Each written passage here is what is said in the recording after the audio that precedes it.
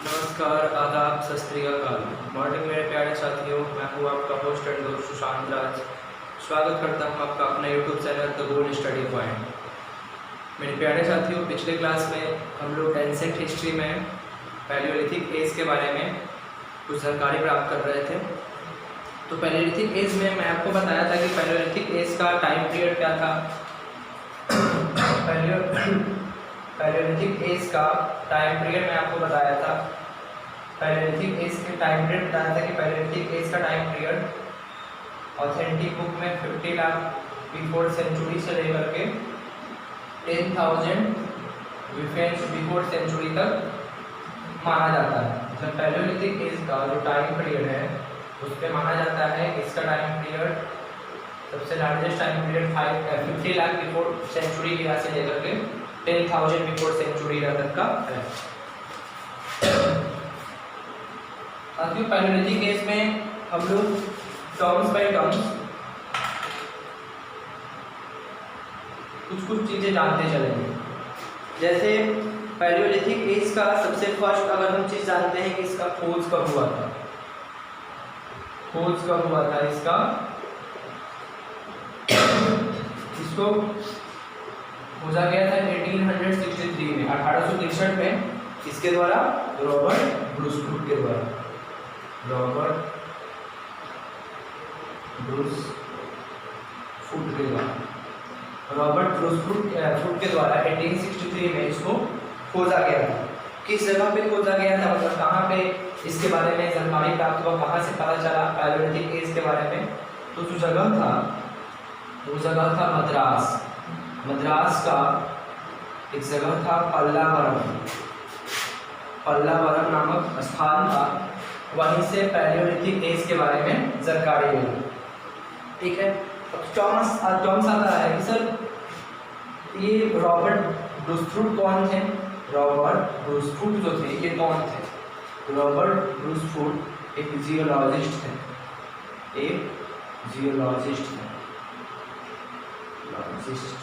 Geologist है। अब आता है कि जियोलॉजिस्ट क्या होता है। तो जियोलॉजिस्ट को हिंदी में भूगर्भ वैज्ञानिक कहा जाता है। ठीक है, तो ये जियोलॉजिस्ट हैं रॉबर्ट ब्रूसफुट, और इन्होंने 1863 में पैलियोलिथिक एज का खोज किया। इस जगह पे मद्रास के पल्लावरम नामक जगह पे। नेक्स्ट आता है इसका औजार, इसका टाइम पीरियड। नेक्स्ट आता है इसका टाइम पीरियड क्या था। पैलियोलिथिक एज का टाइम पीरियड क्या था। तो ठीक है, डिफरेंट बुक में डिफरेंट चीज़ जो है बताया जाता है। लेकिन अगर हम देखते हैं कुछ बुक में 50 लाख है, कुछ बुक में 20 लाख है। तो ऑथेंटिक जो टाइम पीरियड है उसमें माना जाता है कि पैलियोलिथिक एज का time period 20 lakh before century era से लेकर के 10,000 बिफोर सेंचुरी इरा तक का। अभी मैं आपको बताया कि 50 लाख से 10,000 बिफोर सेंचुरी इरा तक। ठीक है, डिफरेंट बुक में डिफरेंट टाइम पीरियड के बारे में दिया हुआ है। कुछ 50 लाख बताता है। तो लेकिन जो ऑथेंटिक बुक है, अगर आप बुक उठा करके देखेंगे तो वहाँ पे आपको दिखाई देगा कि 20 लाख बिफोर सेंचुरी से लेकर के 10,000 बिफोर सेंचुरी तक का यह पीरियड रहता है। अब आता है कि इस समय का औजार क्या था। इस समय जो टूल्स था, मतलब जो औजार था, इस तरह का औजार था। तो इस समय का जो औजार था, जो औजार मिला वो औजार था हैंड एक्स। जो इस समय जो औजार मिला था, माना जाता है कि इस समय का औजार जो था वो हैंड एक्स था, जिसको हिंदी में हस्तकुठार कहा जाता है। हस्तकुठार कहा जाता है। और भी बहुत तरह का टूल्स मिला, लेकिन मेन हैंड एक्स ही मिला। हस्तकुठार किस जगह से मिला। तो ये जो जिस जगह से मिला वो जगह था रिवाद। एक जगह था। कहाँ है ये रिवाद। तो ये रिवाद जो है ये पड़ता है कोतवाल पठार, जो कि सोन या सोहन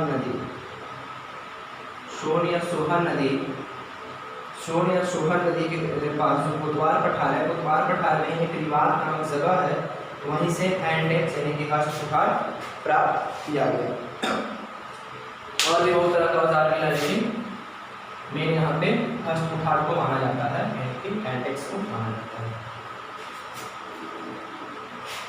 नेक्स्ट हम लोग आते हैं कि इस समय के मानव प्रजाति कैसे थे।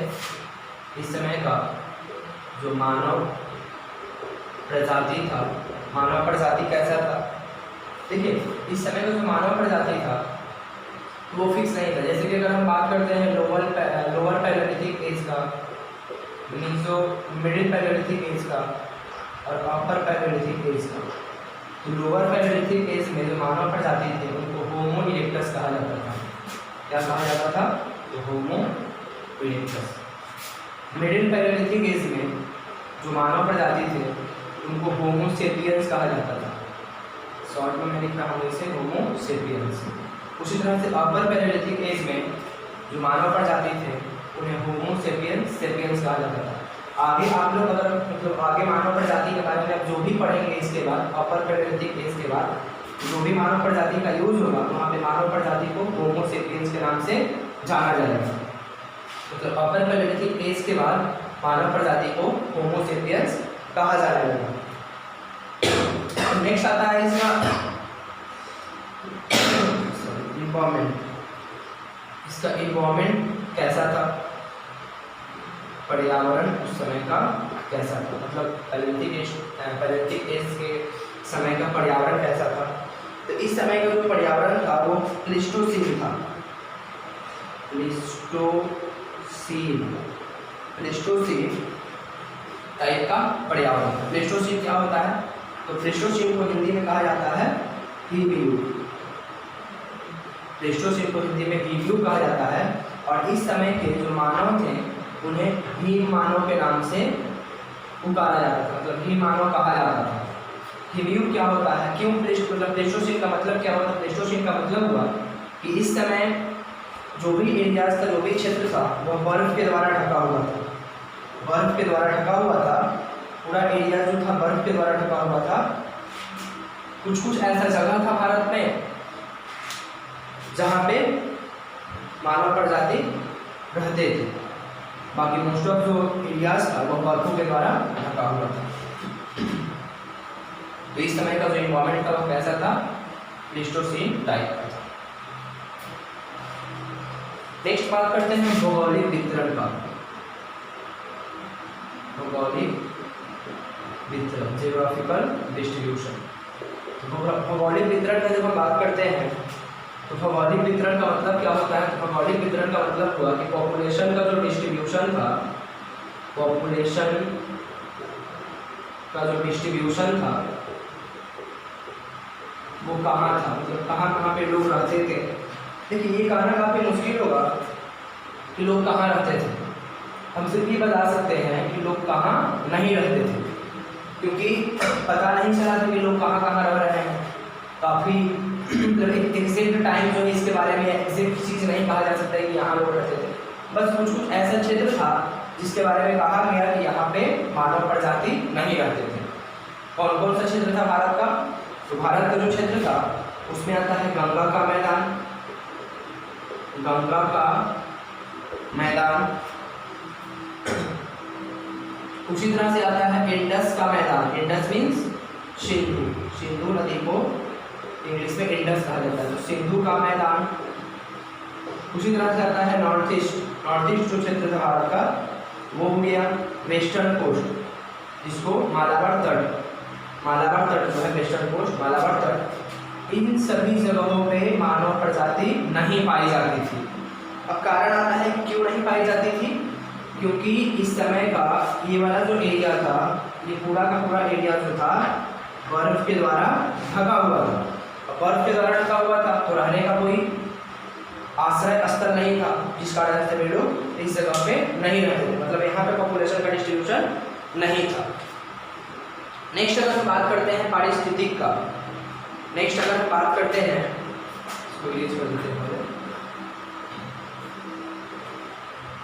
पारिस्थितिक का, इकोसिस्टम का, तो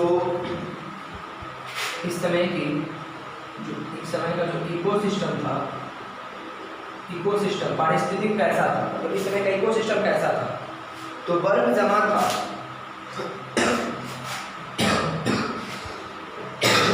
पूरे एरियाज में बर्फ जमा हुआ था।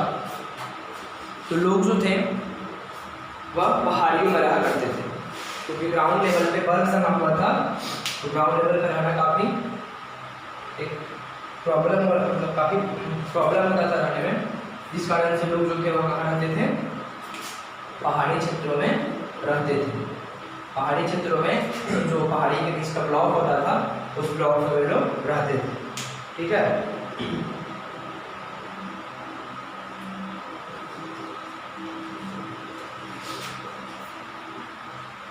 नेक्स्ट आता है आवास। इस तरह के जो लोग थे वह natural shapes and rock shelters में रहा करते थे। नेचुरल शेप्स और रॉक शेल्टर्स क्या होता है? तो नेचुरल शेप्स को हिंदी में कहा जाता है प्राकृतिक गुफाएं, और रॉक शेल्टर्स को सरासरे कहा जाता है। प्राकृतिक गुफाएं एंड इसको कहा जाता है शैलाश्रय। प्राकृतिक गुफाएं और शैलाश्रय बनाते थे। फॉर एग्जाम्पल अगर हम बात करते हैं तो उदाहरण के तौर पे आप लोग जानते हैं भीमबेटका।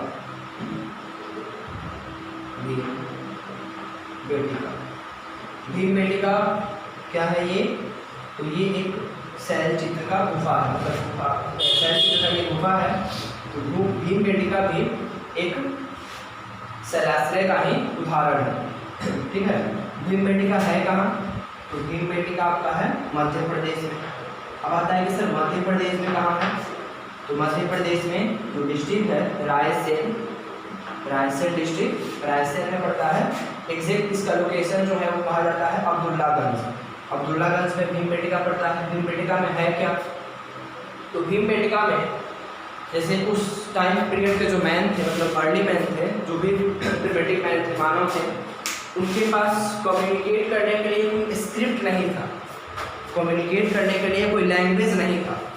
तो वे लोग आपस में बात करने के लिए पिक्चर्स का यूज़ करते थे, चित्र वगैरह का यूज़ करते थे। तो भीमबेटका में बहुत तरह के चित्र जो है गुफाओं के दीवारों पर देखने के लिए मिलेगा, जो ये अपने आप में एक एविडेंस है।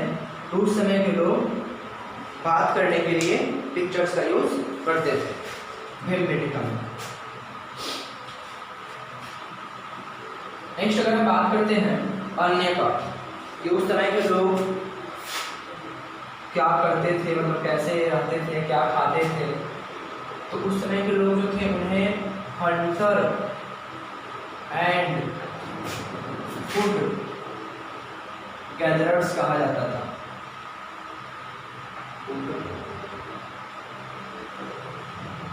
गैदरर्स कहा जाता था, मतलब क्या हुआ? वो शिकारी थे और भोजन संग्रह, मतलब क्या करते थे कि जानवरों को मार करके उनका मांस मछली का सेवन करते थे, मांस का सेवन करते थे।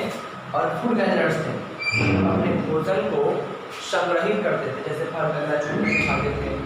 इसी तरह का जो चीज़ था वे लोग करते थे और अपना जीवन यापन करते थे। तो अभी मैं बताया कि कम्युनिकेट करने के लिए किस चीज़ का यूज़ करते थे? तो कम्युनिकेट करने के लिए पिक्चर्स का यूज़ करते थे। कैसे बोलते हैं पिक्चर्स का यूज़ करते थे? एविडेंस के तौर पे आप देख सकते हैं भीमबेटका का गुफा कहाँ है? Madhya Pradesh. Hunter and food gatherers थे, भोजन को संग्रहित करते थे और जानवरों को मार करके खाते थे। साथियों, बाकी का जो भी ये पैलियोलिथिक एज जो है कंप्लीट हो गया, और बाकी का नेक्स्ट टर्म जो है, मतलब नेक्स्ट जो भी टॉपिक है उसको हम लोग नेक्स्ट क्लास में क्लियर करेंगे। ठीक है, अगर आप लोगों को क्लास अच्छा लगा होगा तो चैनल को सब्सक्राइब करें, लाइक करें और अपने दोस्तों के बीच शेयर करें। Thank you, thanks for watching.